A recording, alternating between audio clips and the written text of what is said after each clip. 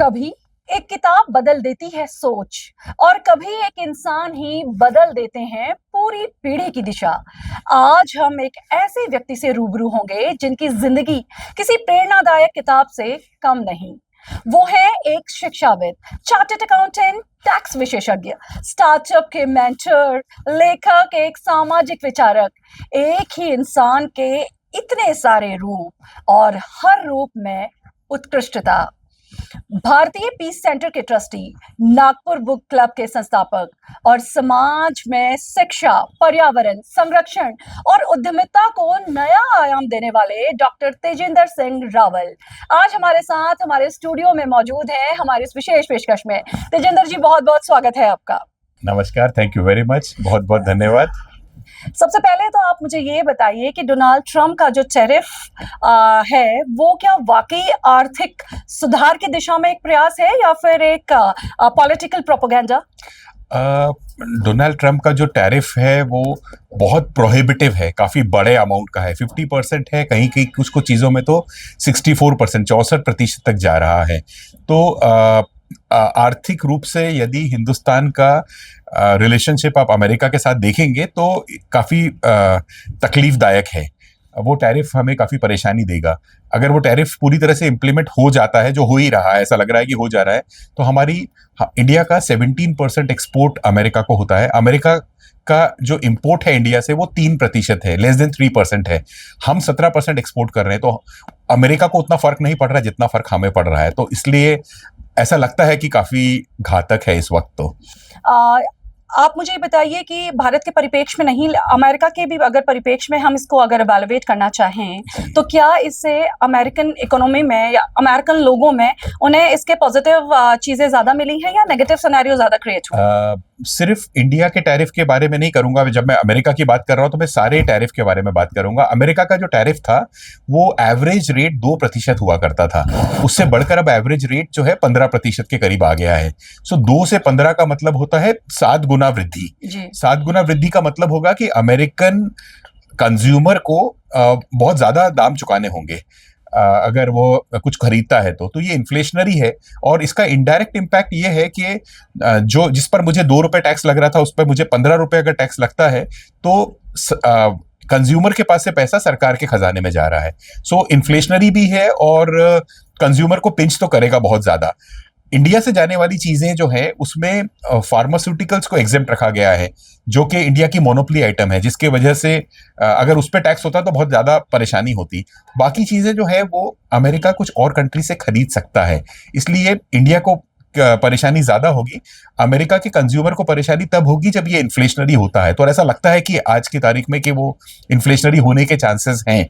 इसका मतलब है कि अमेरिकन कंज्यूमर भी खुश नहीं होगा इस टैरिफ से। तो क्या डोनाल्ड ट्रंप ने टैरिफ लगाकर मैन्युफैक्चरिंग को मजबूती दी है या फिर केवल इसके इनपुट कॉस्ट बढ़ाकर उत्पाद को और ज्यादा महंगा कर दिया है? मैन्युफैक्चरिंग अमेरिका में हो ही नहीं सकती, ये तो पॉसिबल ही नहीं है।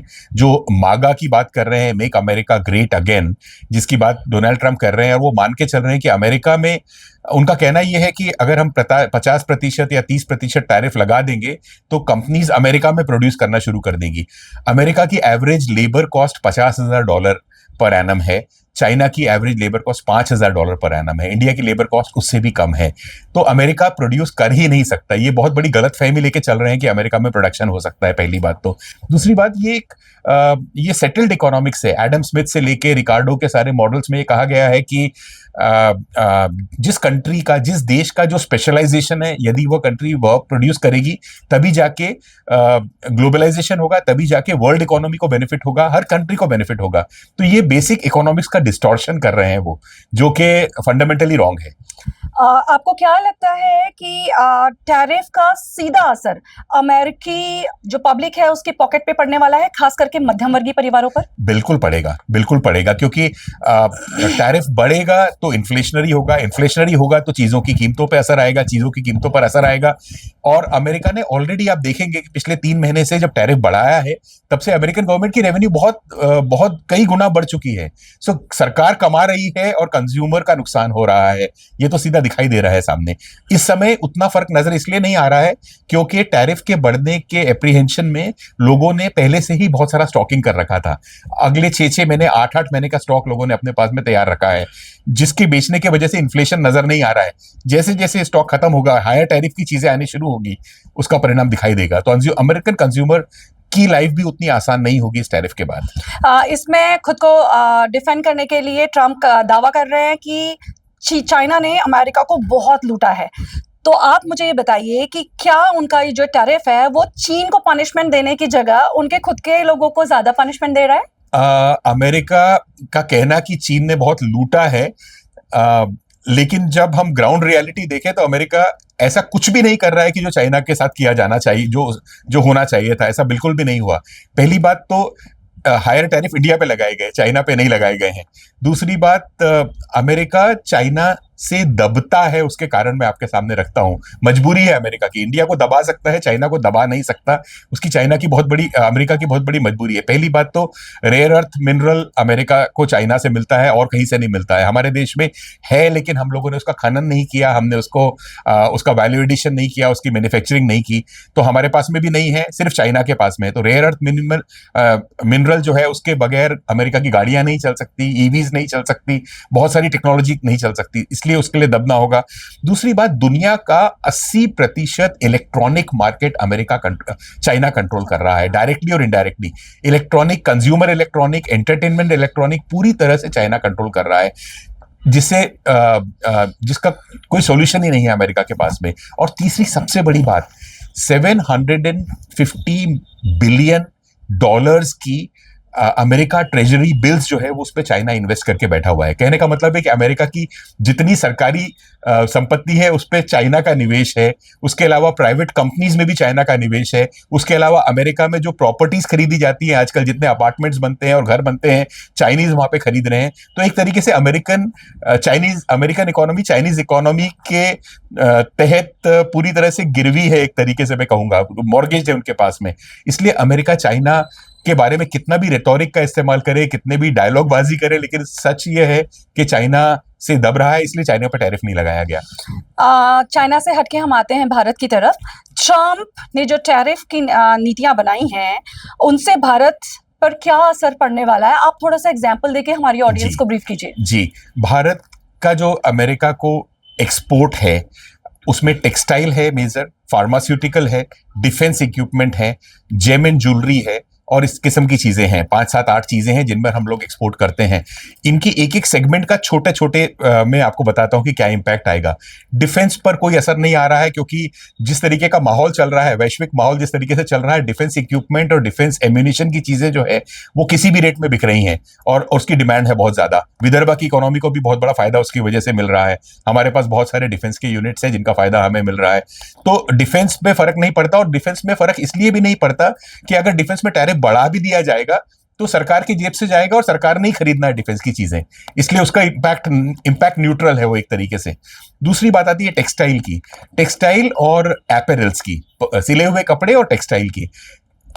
जो शिपमेंट्स हमारे यहां से जा रही थी अमेरिका को, जो रास्ते में थी, ऑन सीज थी, वो तक कैंसिल हो गई हैं। अगले जितने भी ऑर्डर्स थे सब कैंसिल हो गए हैं। हमारे पास से कोई खरीदना भी नहीं चाह रहा। तो टेक्सटाइल सेक्टर बहुत बुरी तरह से अफेक्ट हुआ है।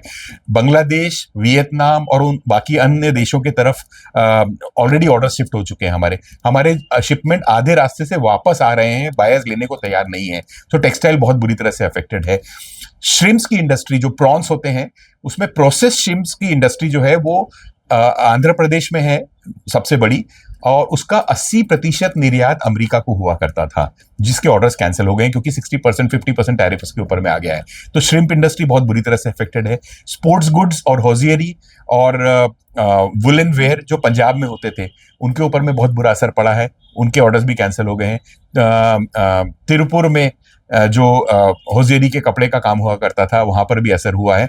तो हमें जो सेगमेंट जेम्स एंड ज्वेलरी वाले जो है, ज्वेलरी और हैंडीक्राफ्ट वाले, वो ऑलरेडी सोच रहे हैं कि दुबई में या मेक्सिको में अपना फैक्ट्री असेंबली प्लांट शिफ्ट कर देंगे और वहां से री एक्सपोर्ट करेंगे अमेरिका को, क्योंकि इंडिया में ड्यूटी बहुत ज्यादा है। तो देखा जाए तो फार्मास्यूटिकल को छोड़ के और डिफेंस को छोड़कर बाकी सारी इंडस्ट्री अफेक्टेड है पूरी तरह से। आपको क्या लगता है राहुल जी कि इंडियन गवर्नमेंट को अमेरिकन टैरिफ को देखते हुए अपने फ्रेमवर्क में कुछ सुधार करना चाहिए? बिल्कुल, हमें इससे सीख लेनी चाहिए। जो बात एक साधारण सा व्यापारी भी समझता है कि मेरा कस्टमर बेस जो है वो डाइवर्सिफाइड होना चाहिए।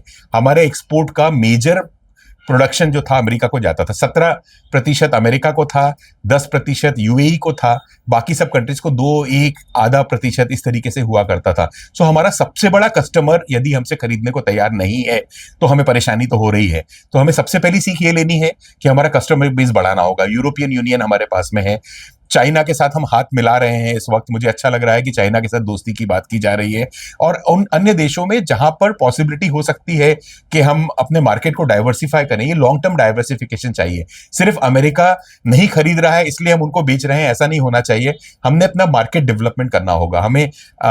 और दूसरी चीज एक करनी होगी जो हमारी कमजोरी है एक तरीके से, कि हमने ब्रांड इंडिया इमेज बहुत अच्छा नहीं बनाया, बहुत बड़ी ब्रांडिंग नहीं की है, इंटेलेक्चुअल प्रॉपर्टी हमने बहुत बड़ी डेवलप नहीं की है। हमारे ब्रांड्स के नाम से चीजें नहीं खरीदी जाती, हम कमोडिटीज बेचते हैं। हमें ब्रांड्स बेचना होगा, हमें ब्रांड डेवलप करना होगा। हमें लोकल वर्साचे, हमने लोकल लुई विटॉन, हमने लोकल ब्रांड्स डेवलप जब तक नहीं करेंगे तब तक हमारे प्रोडक्ट्स, जब भी टैरिफ बढ़ेगा कहीं पे तो हमारे प्रोडक्ट्स बिकेंगे नहीं उसमें। ओवरऑल वर्ल्ड वाइज अगर हम लोग बात करें तो ये जो टैरिफ वॉर चल रहा है, इससे जो एक सप्लाई चेन है वैश्विक स्तर पर, वो किस हद तक और कैसे प्रभावित होगी? बहुत बुरी तरह से प्रभावित हुई है। जो सप्लाई चेन लॉजिस्टिक्स पूरी तरह से डिस्टर्ब हो गया है, और इतना ज्यादा डिस्टर्ब है कि according to World Bank report जो वर्ल्ड का जो जीडीपी है वो 5% तक घट सकता है इसके वजह से। तो ये एक तरीके से कंप्लीट डिसरप्शन है, कंप्लीट टर्मोइल है। ऐसा सिचुएशन आया है कि जो किसी के लिए भी अच्छा नहीं है। सो ये जो टैरिफ वॉर चला है ये डी ग्लोबलाइजेशन की तरफ का मूव हुआ है। हर कंट्री अपने आप को बड़ा बनाना चाह रही है, लेकिन उस प्रोसेस में हम ये भूल रहे हैं कि जब सीमलेस बॉर्डर्स होते हैं, when goods do not exchange borders, when talks do not exchange borders, guns exchange borders, ऐसा किसी ने कहा था। तो अगर हम बात नहीं करेंगे, अगर हम व्यापार नहीं करेंगे तो फिर उसके परिणाम बुरे होते हैं। तो ये हो रहा है। आपके पास कोई स्ट्रॉन्ग एविडेंस या डेटा है जो ये साबित कर दे कि ट्रम्प के टैरिफ ने अमेरिकी जीडीपी पर को स्थायी रूप से बढ़ा दिया है? अमेरिकी जीडीपी को तो बढ़ा रहा है, उसके तो डेटा है ही है। पिछले 3 महीने में जिस तरीके से ऑलमोस्ट 10 गुना बढ़ी है गवर्नमेंट की रेवेन्यू, अमेरिकन गवर्नमेंट की रेवेन्यू 10 गुना से बढ़ गई है, हर महीने बढ़ रही है। लेकिन ये बहुत शॉर्ट टर्म है, इसको लॉन्ग टर्म में कितना सस्टेन होगा ये मुझे डाउटफुल है, क्योंकि रेवेन्यू तो बढ़ेगी, इसमें कोई शक नहीं है, लेकिन साथ ही साथ अगर इन्फ्लेशन बढ़ जाता है तो फिर उस रेवेन्यू का मीनिंग खत्म हो जाता है। तो अगर अमेरिकन कंज्यूमर को उसका पिंच होता है, उसका दर्द होता है, तो रेवेन्यू बढ़ने के साथ साथ वो दर्द जो है वो ज्यादा बड़ा होने वाला है।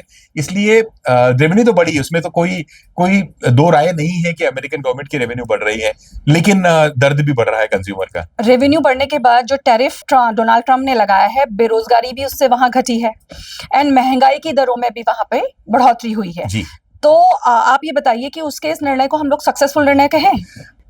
बिल्कुल नहीं, लॉन्ग टर्म में बिल्कुल नहीं होगा। लॉन्ग टर्म में मैं इस बात पर भरोसा रखता हूं कि जितना सीमलेस बॉर्डर होगा दुनिया के बीच में, जितना स्पेशलाइजेशन होगा, जो देश जो बना रहा है उसको वो बनाने दीजिए और उसको बेचने दीजिए। हमारे पास जिस चीज की सक्षमता है हम उसे बनाएं, चाइना के पास जो है वो चाइना बनाए, अमेरिका के पास जो है अमेरिका बनाए, तभी जाकर ऑप्टिमाइजेशन होगा रिसोर्सेज का।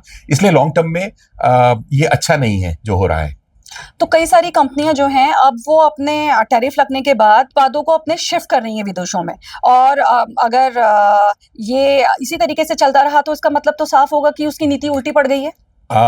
देखिए, ये शॉर्ट टर्म एडजस्टमेंट्स होती हैं। जैसे इंडिया में से गारमेंट एक्सपोर्ट नहीं हो रहा है तो हमारी कंपनियां वियतनाम में चले जा रही हैं, तो ये लॉजिस्टिक कॉस्ट बढ़ा रही हैं और कुछ नहीं हो रहा है। जैसे मैंने कहा कि ज्वेलरी की कंपनियां दुबई जा रही हैं, मेक्सिको जा रही हैं। होगा क्या, इंडिया के प्रोडक्ट दुबई जाएंगे, दुबई में जाके असेंबल होंगे और उसके बाद में अमेरिका जाएंगे। आपने लॉजिस्टिक कॉस्ट बढ़ा दी उसको, आपने एक के बदले 2 जगह का पेपर वर्क, एक के जगह 2 कंट्रीज की इन्वॉल्वमेंट, 2 कंपनी के टैक्सेस और टैरिफ बढ़ा दिए। तो ये मीनिंगलेस है, ये नहीं होता इस तरीके से। जितना सीधा एक्सपोर्ट जिस कंट्री से में बनाया गया है, वहां से जिस कंट्री को चाहिए वहां पहुंचेगा, तब तक एफिशिएंसी नहीं आती उस सिस्टम में। क्या ऐसे टैरिफ आर्थिक राष्ट्रवाद को बढ़ाते हैं या फिर ग्लोबल इकोनॉमिक इंटीग्रेशन को वो रोकते हैं? आर्थिक राष्ट्रवाद को भी बढ़ा रहे हैं और ग्लोबलाइजेशन को भी रोक रहे हैं। दोनों चीजें हो रही हैं साथ ही साथ।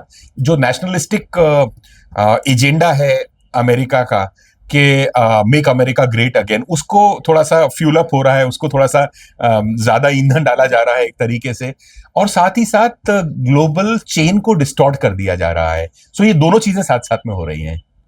आप चूंकि एक चार्टेड अकाउंटेंट और एक स्कॉलर पर्सन हैं, तो व्यक्तिगत रूप से आप ट्रम्प के इस टैरिफ को कितना उचित मानते हैं? बिल्कुल अमेरिका के हिसाब से भी उचित नहीं है, वैश्विक इकोनॉमी के हिसाब से भी उचित नहीं है, इंडिया के हिसाब से भी उचित नहीं है। और एक पहलू है जिसके बारे में बहुत कम लोगों ने गौर किया है। इसका सबसे बड़ा परिणाम क्या हो रहा है कि United Nations, World Bank, international trade organisations, international tariff organisation जो कि सुपरवाइज करती थी ग्लोबल इकोनॉमी को, उनका रोल वो कमजोर होते चले जा रही है।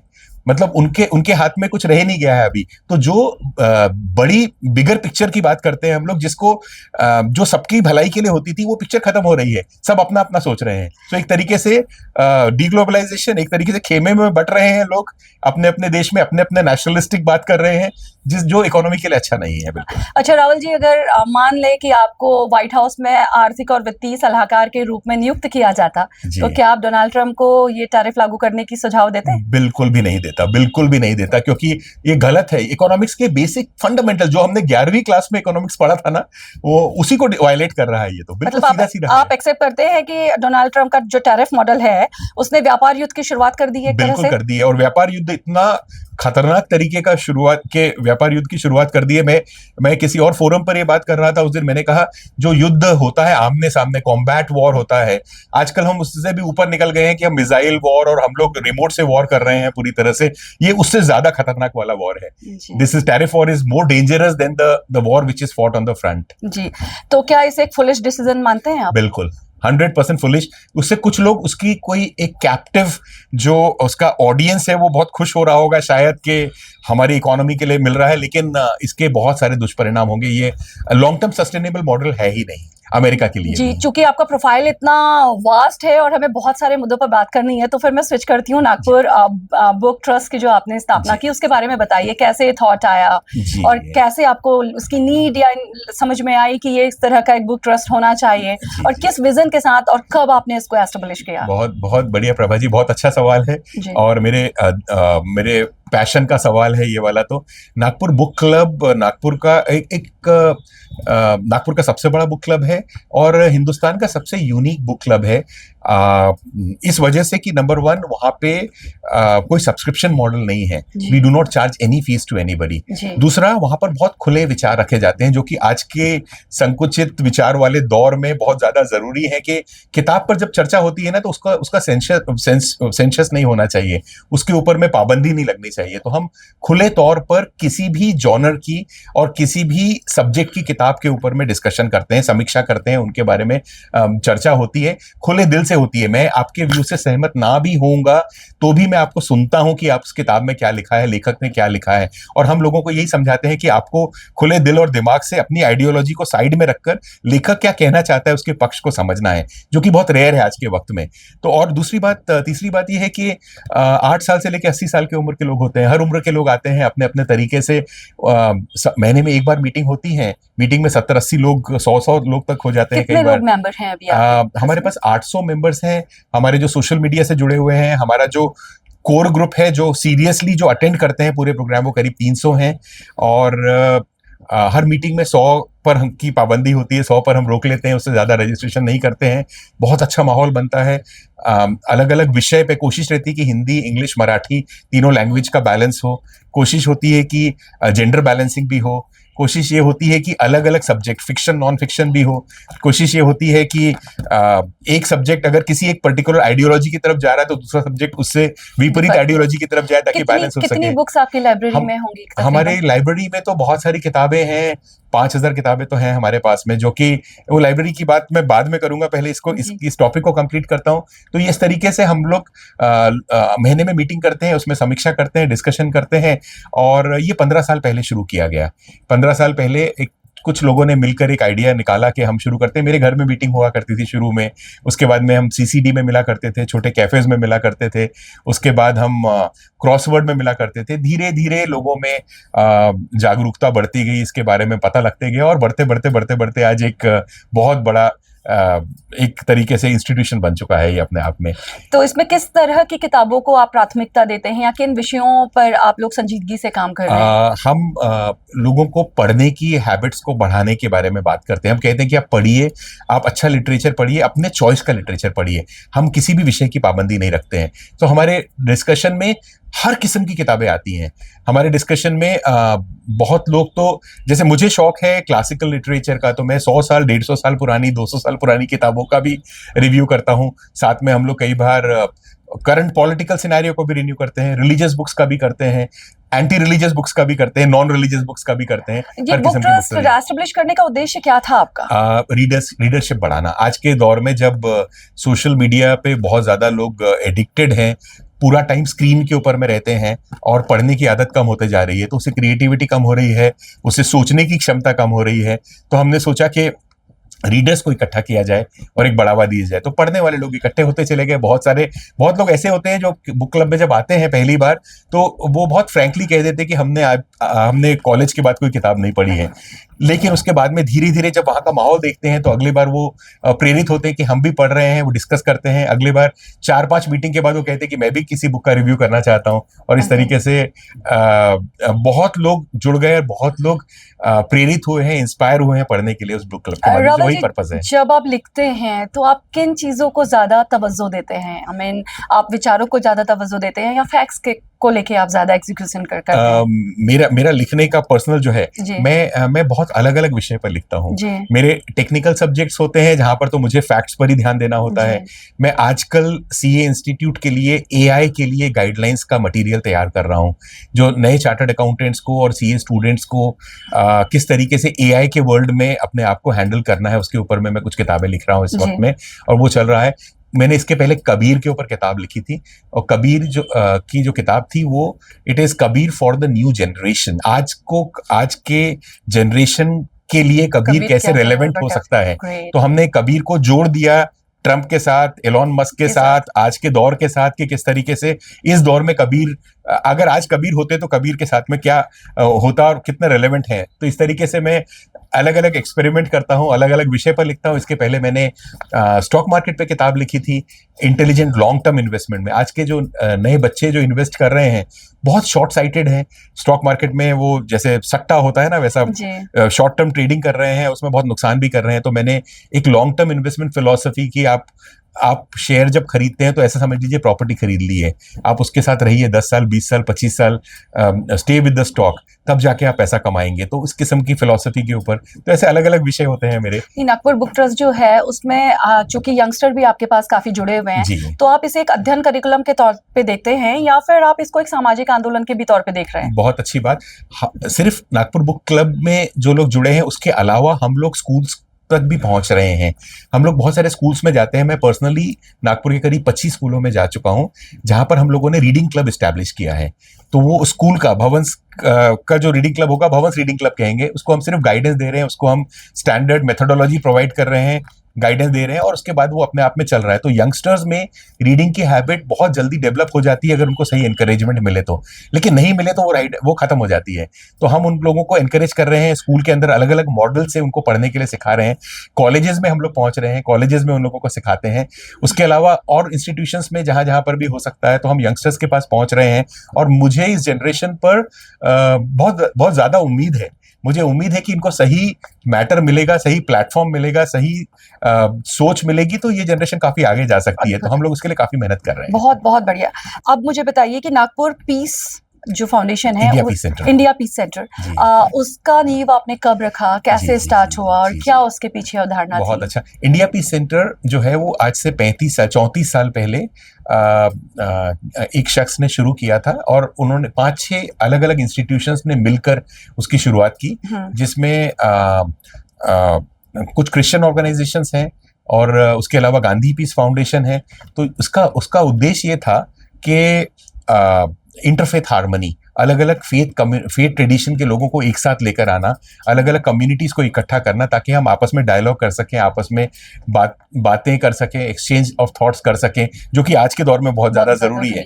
और इंडिया पीस सेंटर जब बनाया गया तो उसके 9 अलग अलग ऑब्जेक्टिव्स रखे गए, जो 3 अलग अलग श्रेणियों में बांट सकता हूँ। पहला है कि एनवायरमेंटल प्रोटेक्शन, शांति के लिए एनवायरनमेंट का भी बहुत बड़ा रोल है, जिसके बारे में हम कई बार। इसमें क्या आपका ऑर्गेनाइजेशन भूमिका निभा रहा है और किस तरीके से ऑपरेट होता है? जी, हम एनवायरनमेंट के लिए बहुत सारे काम कर रहे हैं। हम लोग एक किड्स फॉर टाइगर प्रोग्राम चलाते हैं, जिसमें हम स्कूली बच्चों को एनवायरनमेंट के बारे में, इकोसिस्टम के बारे में, बायोडाइवर्सिटी के बारे में ट्रेनिंग दे रहे हैं। नागपुर के सभी स्कूल्स उसमें पार्टिसिपेट करते हैं। बहुत बड़ा प्रोग्राम होता है, मतलब उस प्रोग्राम में स्कूल के टीचर, स्कूल के बच्चे इन्वॉल्व होते हैं। टीचर्स की ट्रेनिंग का प्रोग्राम भी होता है उसके साथ में, कि आपको एनवायरनमेंट के लिए क्या जरूरी है और एनवायरनमेंट शांति के लिए क्यों जरूरी है।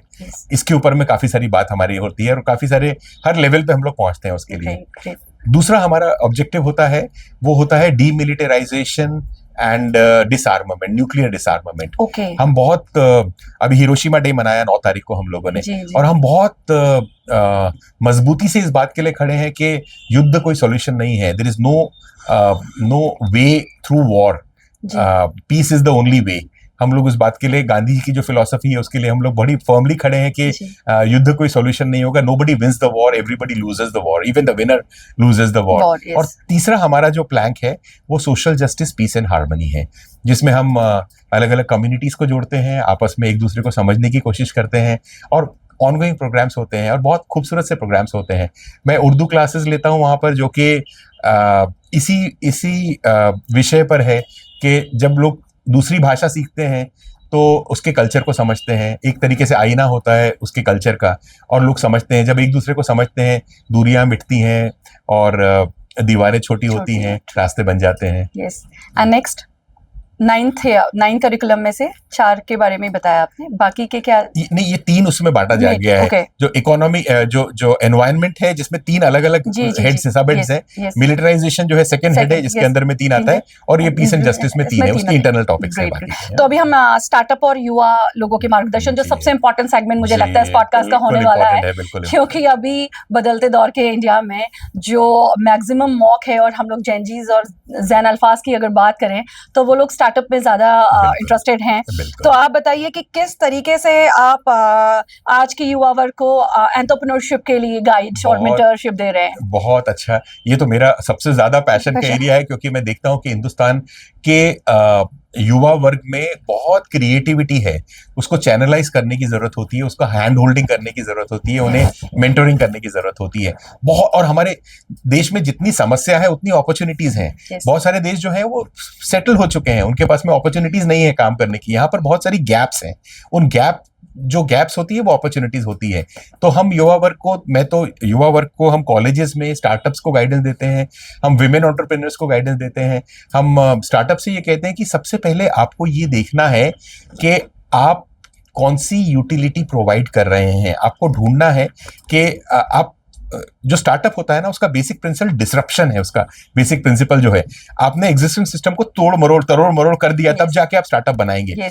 यदि कोई चीज चल रही है, आप उससे 10 गुना अच्छी बना सकते हैं तो स्टार्टअप है, या उससे 10 गुना कम कीमत में आप ला सकते हैं कोई चीज, तो फिर आप स्टार्टअप है, नहीं तो आप स्टार्टअप नहीं है। तो आपको पूरे सिस्टम को हिला देना है अगर आपको स्टार्टअप बनना है। तो हिलाने के लिए आपके पास में यूटिलिटी चाहिए कि आपका यूनिक प्रोपोजिशन क्या है। आपको उस यूनिक प्रोपोजिशन को सोचना होगा, उस यूनिक प्रोपोजिशन को इम्प्लीमेंट करने के लिए फिर क्या प्रोटोटाइप होगा, किस तरीके से आप काम करेंगे, उसके लिए हम लोगों को गाइडेंस देते हैं। हम लोग बहुत सारे अलग अलग ऑर्गेनाइजेशंस के साथ जुड़ा हूं मैं, जिनके जरिए हम उनको गाइडेंस देते हैं कि आपको आपकी एक यूनिक सेलिंग प्रोपोजिशन जो है उसको किस तरीके से ट्रांसलेट करना है रियलिटी में। और जैसा मैंने कहा कि इतनी सारी अपॉर्चुनिटीज है हमारे देश में, और युवा वर्ग को मेरी अपील होगी, मेरा ये कहना होगा कि आप ढूंढ के निकालिए कि कहाँ पर गैप दिखाई दे रही है हमारे सिस्टम में, और उस सिस्टम को फिलअप करने के लिए हम क्या कर सकते हैं। छोटे छोटे आइडिया से अच्छे स्टार्टअप्स बन सकते हैं। अच्छा, बहुत ही पर्सनली मैं आपसे पूछ रही हूँ कि आप मुझे ऐसा कोई आइडिया बता सकते हैं जो आपको बहुत ज्यादा अपील करता हो, प्रभावित करता हो? जी, मैं हर कुछ कुछ दिनों में मैं अलग अलग इंस्टीट्यूशंस में विजिट करता हूँ, जैसे कॉलेजेस में जाता हूँ, वहाँ पर स्टूडेंट्स के स्टार्टअप्स के बारे में बातें सुनता हूँ, उनसे आइडियाज लेता हूँ। कुछ कुछ आइडियाज मुझे बहुत प्रभावित करते हैं। दो तीन एग्जाम्पल लेता हूँ। 3 दिन पहले इंटरनेशनल यूथ डे था, उसमें मैं एक बूटी बोरी के एक इंस्टीट्यूशन में गया। वहां पर एक फर्स्ट ईयर स्टूडेंट मेरे पास में एक छोटा सा प्रपोजल लेकर आया कि उसने, जब मैंने स्टार्टअप्स के लिए एनकरेज किया, मैं सोशल एंटरप्रेन्योरशिप के मैं बोल रहा था उस दिन, तो मैंने कहा कि अगर आपके पास में आइडियाज है तो डिस्कस करें, हम कुछ ना कुछ कोशिश करेंगे कि आपको मार्गदर्शन दें। तो मेरे पास में एक आइडिया लेकर आया। गांव का स्कूल है और गांव के बच्चे हैं, गांव के अपने प्रॉब्लम, अपनी समस्या होती है जो शायद शहर वाले हम समझ नहीं पाते हैं। कहने लगा कि हम स्कूल कॉलेज तक आते हैं, तब तक हमारे जूते गीले हो जाते हैं, बारिश के दिन चल रहे हैं और सूखते ही नहीं है अगले दिन तक। तो उसने एक डब्बे में यूएसबी से 2 पंखे लगाए और उसके बाद में डीह्यूमिडिफायर लगाया उसके अंदर में, और उसके अंदर में डीह्यूमिडिफायर करने के लिए इलेक्ट्रिक का बल्ब लगा दिया बड़ा सा, और इस तरीके से उसने रखा। तो वो कहता 4 घंटे के अंदर में जूते सूख रहे हैं मेरे। तो मैंने कहा कि ये बहुत अच्छी कंसेप्ट है। मैंने पूछा किसी और ने आज तक किया है? बोले मैंने चेक किया, आज तक किसी और ने बनाया नहीं है। बस आइडिया चाहिए हमको, और हर किसी की जरूरत है, मुझे लगता मान है। लीजिए ऐसा यूनिक आइडिया आपके पास आता है कोई बच्चा अपना लेके, तो उसको किस तरीके से आप फंडिंग वगैरह भी आप करते हाँ, हैं? फंडिंग के लिए भी हमारे पास में एंजल इन्वेस्टर्स हैं बहुत सारे जो तैयार होते हैं फंडिंग करने के लिए। और मैं तो पर्सनली बहुत सारे स्टार्टअप्स को गाइड कर चुका हूँ। लीगल रिक्वायरमेंट्स के लिए गाइड करता हूँ कि किस तरीके से आपको रजिस्टर करना है, गवर्नमेंट की कौन कौन सी स्कीम से आप फायदा ले सकते हैं, उसके बारे में भी हम बात करते हैं।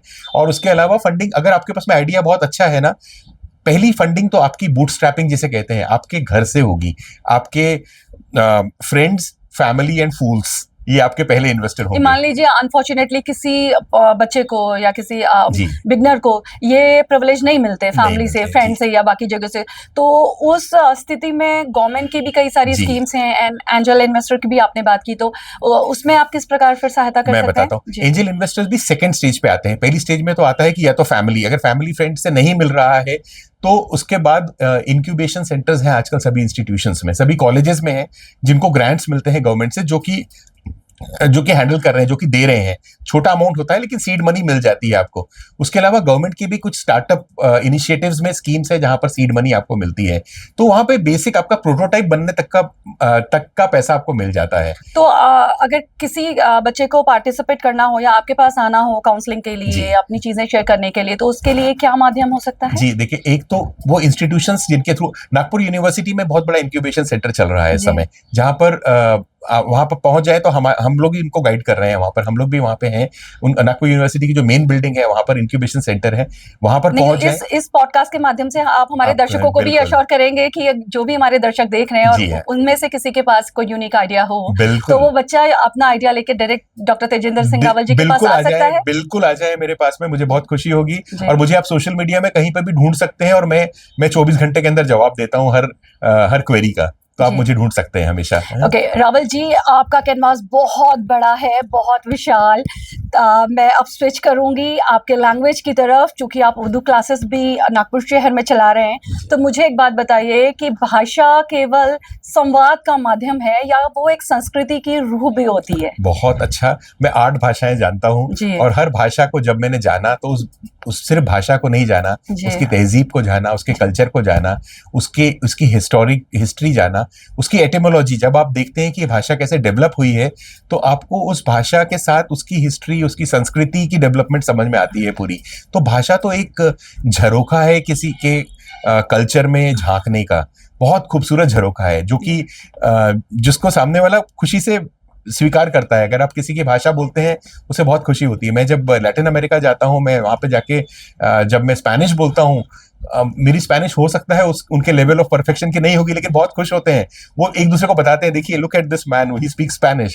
इस तरीके से होता है। तो भाषा तो दूरियां मिटाती हैं और दिलों से दिल को मिलाती है। आपकी सबसे प्रिय भाषा कौन सी है? उर्दू है मेरे लिए उर्दू सबसे अच्छी भाषा है, क्योंकि हमारे देश में जन्मी है, हमारे देश में पैदा हुई, यहीं पर बड़ी हुई। उर्दू पोइट्री का मुकाबला पूरी किसी और भाषा में नहीं है। मैं जितनी भाषाएं जानता हूँ, ये उर्दू भाषा को प्रेफरेंस देके आप हमारी हिंदी को अंडरस्टिमेट तो नहीं कर हिंदी रहे? और उर्दू बहने हैं, हिंदी और उर्दू को एक दूसरे से अलग ही नहीं कर सकते। मैं हमेशा कहता हूँ अगर हिंदी में से आप उर्दू निकाल देंगे तो हिंदी मर जाएगी, उर्दू में से हिंदी निकाल देंगे तो उर्दू मर जाएगी। ये दोनों तो आप अलग कर ही नहीं सकते। चलिए मुझे बताइए कि आपके जीवन की ऐसी एक आइडियोलॉजी जिसे आप कभी नहीं छोड़ सकते। अ, कुछ चीजें हैं। एक तो मेन है ये है कि मेरा मेरा पैशन है to give back to society. मुझे सोसाइटी ने बहुत कुछ दिया है, समाज ने बहुत कुछ दिया है। I am one of those lucky few कह लीजिए या ब्लेस्ड कह लीजिए जिसको बहुत कुछ मिला है समाज से, and I can not pay it back to the people who gave it to me. बहुत लोगों का साथ रहा होगा जिनके वजह से मैं आज जो बना हूं वो बन गया हूं, तो उन लोगों को वापस देना शायद मुनासिब नहीं है, शायद पॉसिबल नहीं है मेरे लिए। तो मेरी कोशिश होती है कि आई पे it forward instead of paying it back.